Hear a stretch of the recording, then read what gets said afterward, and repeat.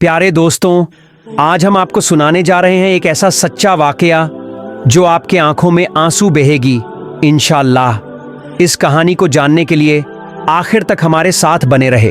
तो आइए शुरू करते हैं। बगदाद शहर में एक औरत रहती थी। वो एक विधवा थी। कुछ दिन पहले ही उसके शौहर का इंतकाल हो गया था। उस औरत का एक ही बेटा था जो अल्लाह ताला की मर्जी से बहुत बीमार हो गया था। उस औरत ने अपने बेटे का इलाज कराने के लिए कई बड़े बड़े हकीमों और डॉक्टरों के पास दौड़ लगाई, लेकिन कोई फायदा नहीं हुआ। अब वो बहुत परेशान रहने लगी क्योंकि उसके बेटे की तबीयत दिन ब दिन और भी बिगड़ती जा रही थी। इस दुनिया में उसके बेटे के अलावा उसका और कोई नहीं था। इसी दौरान उसके एक पड़ोसी ने उसे मशवरा दिया, तुम अपने बेटे को बगदाद शरीफ के हजरत के पास ले जाओ। उनकी दुआ से बहुत से लोग शिफा पाते हैं। तुम्हारा बेटा भी ठीक हो जाएगा इंशाअल्लाह। ये सुनते ही उस औरत ने बेटे को गोद में लिया और बगदाद शरीफ की तरफ रवाना हो गई। लेकिन रास्ते में उसके बेटे की हालत बहुत बिगड़ गई। वो बेहोश हो गया। एक राहगीर ने उस औरत को देखा और पूछा, अम्मा आप कौन हैं और कहाँ जा रही हैं? उस औरत ने रोते हुए जवाब दिया, मेरा बेटा बहुत बीमार है, मैं उसे लेकर बगदाद शरीफ जा रही हूँ हजरत से दुआ करवाने, मगर देखो मेरे बेटे की हालत तो और भी बिगड़ गई है। राहगीर ने उसकी हिम्मत बढ़ाई, अम्मा हौसला रखो, किसी भी तरह बस बगदाद शरीफ पहुंच जाओ। अगर वहां हजरत के पास पहुंच गई तो अल्लाह जरूर रहमत फरमाएगा। आप यकीन मानिए वो अल्लाह के नेक बंदे हैं। उनकी दुआ से कितने ही लोग ठीक हुए हैं। आप भी इंशाअल्लाह खुशी खुशी अपने घर लौटेंगी। उस औरत ने फिर हिम्मत जुटाई और किसी तरह बेटे को लेकर बगदाद शरीफ पहुंच गई।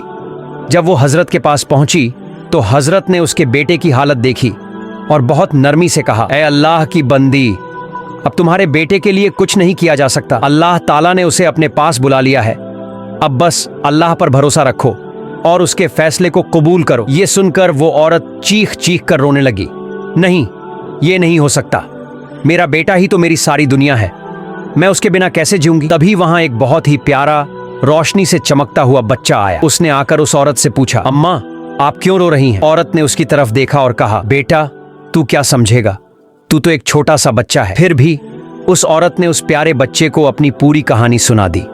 कैसे उसका बेटा बीमार पड़ा, कैसे वो इलाज के लिए दर दर भटकी और कैसे उसे लेकर अब बगदाद शरीफ आई, बस इस उम्मीद में कि हजरत की दुआ से उसका बेटा ठीक हो जाएगा। लेकिन यहां पहुंचने से पहले ही उसका बेटा रास्ते में बेहोश हो गया और शायद अब मर गया है। ये कहते कहते वो औरत जोर जोर से रोने लगी, मैं अब इस बेटे के बिना कैसे जीऊंगी। उस मासूम बच्चे ने बहुत प्यार से कहा, अम्मा आपका बेटा मरा नहीं है, वो अभी जिंदा है, देखिए तो सही। औरत ने हैरानी से अपने बेटे की तरफ देखा। सचमुच उसका बेटा सांस ले रहा था, वो धीरे धीरे अपने हाथ पैर हिला रहा था। वो औरत हैरान होकर उस बच्चे से पूछने लगी, बेटा तुम कौन हो? वो औरत घबरा कर बोली, मेरा बेटा जिंदा कैसे हो गया? उसने तो मेरी आंखों के सामने दम तोड़ दिया था, ये कैसे मुमकिन है?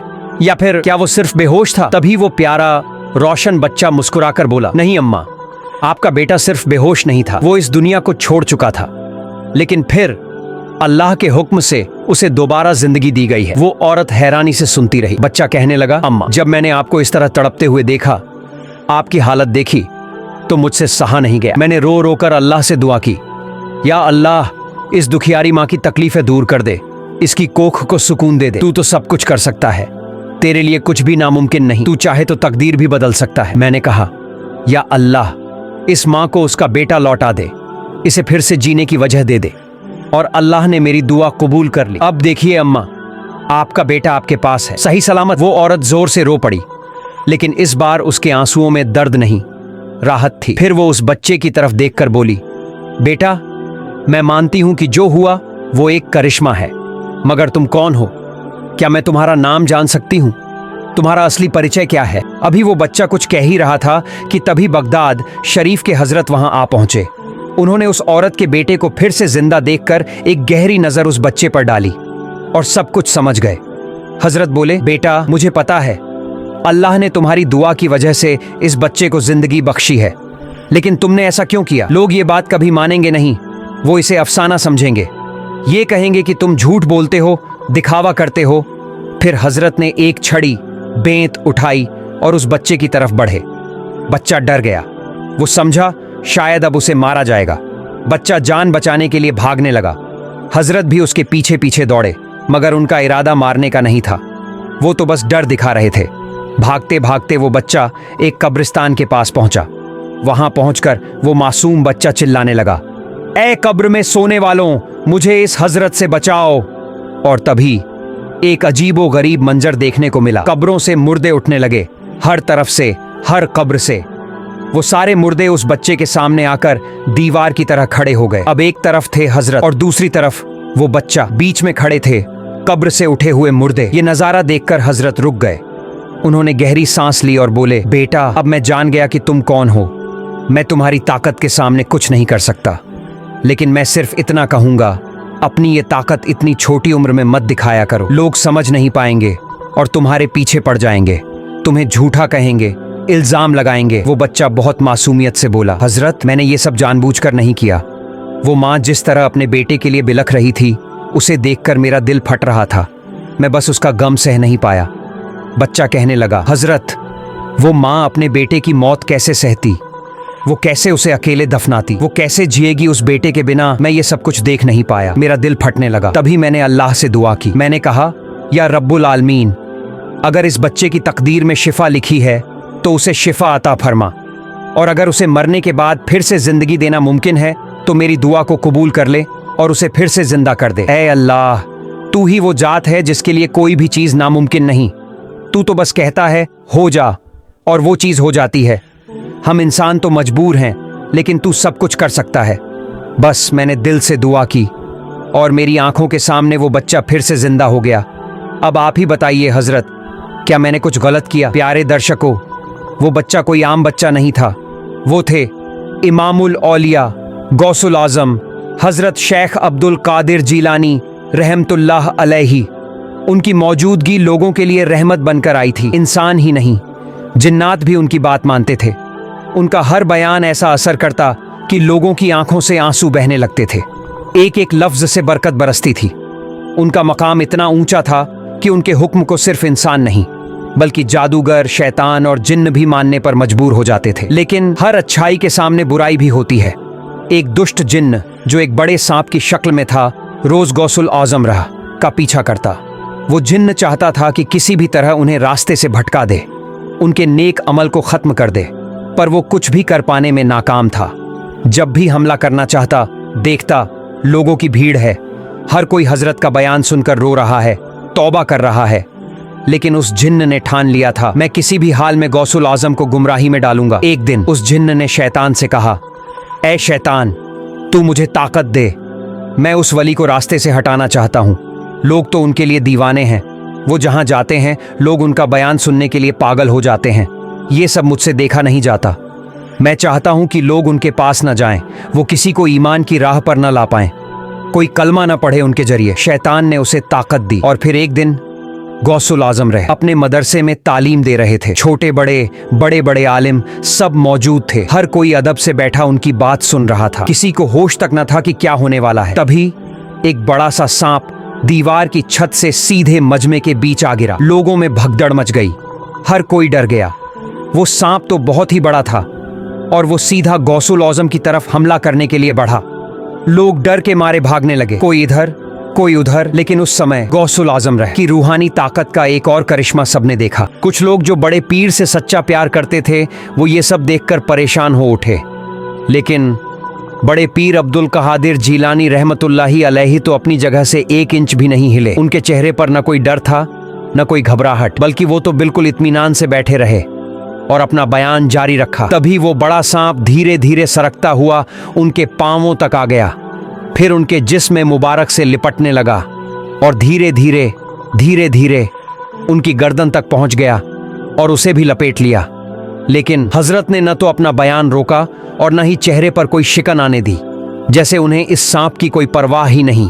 अब वो सांप उनकी गर्दन से उतरकर सीधे सामने आकर खड़ा हो गया और ऐसे खड़ा हुआ जैसे कोई अपने सबसे बड़े दुश्मन को आखिरकार पकड़ ही ले। फिर वो सांप गौसुल आजम से बात करने लगा और थोड़ी देर बातचीत करके वहां से चला गया।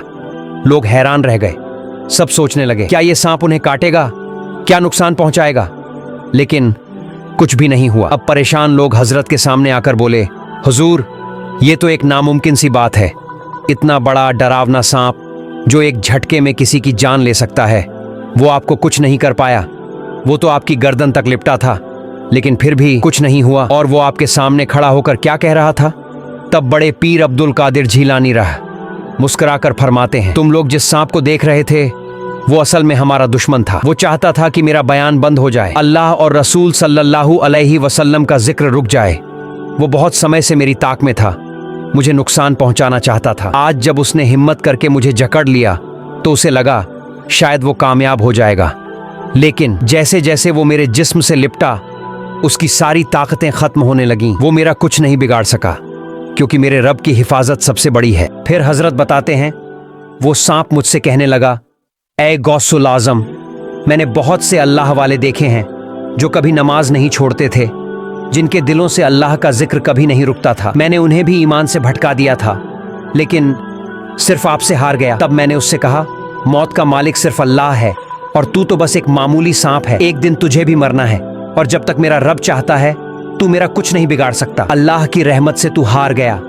ये सुनकर वो सांप वहां से भाग गया। इसके बाद बड़े पीर साहब ने दोबारा अपना बयान शुरू किया। लोगों के दिलों से डर खत्म हो गया, सब फिर से उनके बयान में खो गए। लेकिन वो सांप रूपी जिन्न अब भी अपनी जिद पर अड़ा था।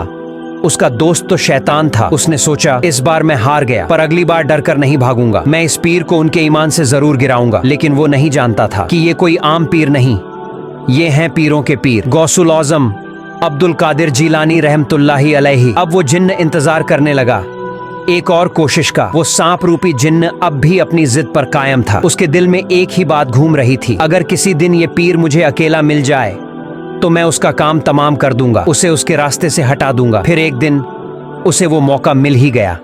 बड़े पीर अब्दुल कादिर जीलानी रहमतुल्लाही अलैहि एक मस्जिद में नमाज अदा कर रहे थे। वो सजदे पर सजदा कर रहे थे और अपने रब के दरबार में डूबे हुए थे। तभी वो सांप रूपी जालिम जिन्न फिर से आधमका और सीधे जाकर हजरत के सजदे की जगह पर अपना मुंह खोलकर बैठ गया। उस वक्त वो सांप इतना घमंड में था कि सोचने लगा, अब बताओ ये पीर क्या करेगा? कोई और होता तो डर कर भाग जाता। अब इसकी नमाज तो गई, लेकिन बड़े पीर तो सिर्फ अल्लाह से डरते थे, किसी और से नहीं। उनकी आंखों में न कोई खौफ था, न ही कोई परेशानी। वो खड़े रहे और इत्मीनान से सूरा पढ़ते रहे। फिर जब वो सजदे में जाने लगे तो उन्होंने सजदे की जगह से उस सांप को यूं हटा दिया जैसे वो कोई हानिकारक जानवर नहीं, एक मामूली कीड़ा हो जिसमें कोई ताकत ही नहीं। लेकिन वो सांप पीछे नहीं हटा, उसने पीछे से हजरत की गर्दन पर हमला किया। फिर भी बड़े पीर अब भी सुकून से नमाज पढ़ते रहे। अब वो सांप उनके कुर्ते के अंदर घुस गया, एक तरफ से घुसा और दूसरी तरफ से निकल आया। वो हर तरह से कोशिश करता रहा कि किसी तरह हजरत की नमाज टूट जाए, उनका ध्यान भटक जाए। लेकिन उनकी नमाज तो टूटी ही नहीं, बल्कि उन्होंने पूरी नमाज अदा की, सजदा, रुकू, क़िरात सब मुकम्मल किया और फिर सलाम फिर कर ही उठे। अब बिना कुछ कहे वो सांप वहां से गायब हो गया। ना कुछ बोला, ना कुछ किया, बस गायब। अगले दिन बड़े पीर अब्दुल कादिर जीलानी रहा फिर उसी मस्जिद में नमाज अदा करने आए। मस्जिद में घुसते ही उन्होंने देखा एक शख्स खड़ा है जिसकी आंखें बड़ी बड़ी थीं और वो बहुत ही लाचार हालत में था। वो आदमी मस्जिद के बीचों बीच खड़ा था और बेबस निगाहों से हजरत को देख रहा था। हजरत तो समझ गए ये कोई इंसान नहीं, ये एक जिन्न है। फिर वो जिन्न कमजोर हालत में कांपते हुए हजरत के करीब आया और दोनों हाथ जोड़कर माफी मांगने लगा। वो जोर जोर से रोने लगा, उसकी आवाज में पछतावा साफ झलक रहा था। फिर उसने कहा, हुजूर, मैं तो एक जहन्नमी जिन्न हूं जो आपको हर बार परेशान करने आता था। मैं महीनों से इस फिराक में था कि किसी तरह आपको रास्ते से हटा दूं, लोगों की नजरों में आपकी इज्जत को खत्म कर दूं। मैं ही वो सांप था जो बार बार आपके पास आता था ताकि आपको गुमराह कर सकूं। मैंने पहले कई अल्लाह वाले लोगों को उनकी इबादत से भटका दिया था, लेकिन आप जैसे वली को कभी नहीं देखा। मैंने ना आपकी नमाज को रोक पाया, ना ही आपके बयान को। यहाँ तक कि शैतान से ताकत लेकर भी मैं आपकी और अल्लाह की मोहब्बत को मिटा नहीं सका। फिर बड़े पीर अब्दुल कादिर जीलानी रहमतुल्लाही अलैहि ने बड़े इत्मीनान से उस जिन्न से कहा, तू ये अच्छी तरह समझ ले, मैं कोई भी काम लोगों की वाहवाही पाने के लिए नहीं करता। मेरा हर काम सिर्फ इसलिए होता है कि लोग अल्लाह के रास्ते पर लौट आएं और अपने रब की इबादत करने लगे। इसीलिए तो जीनों तक को मुझ पर एतबार है। ये सुनकर वो जिन्न फूट फूट कर रो पड़ा। फिर उसने कांपती आवाज में कहा, उस्ताद, क्या आप मेरे लिए दुआ करेंगे? मैं मुसलमान होना चाहता हूँ। बड़े पीर ने मुस्कुराते हुए अपना हाथ आगे बढ़ाया और वो जिन्न बड़े अदब और आजिज़ी के साथ हजरत के हाथ में हाथ देकर कलिमा पढ़ा और इस्लाम कबूल कर लिया। सुभान अल्लाह।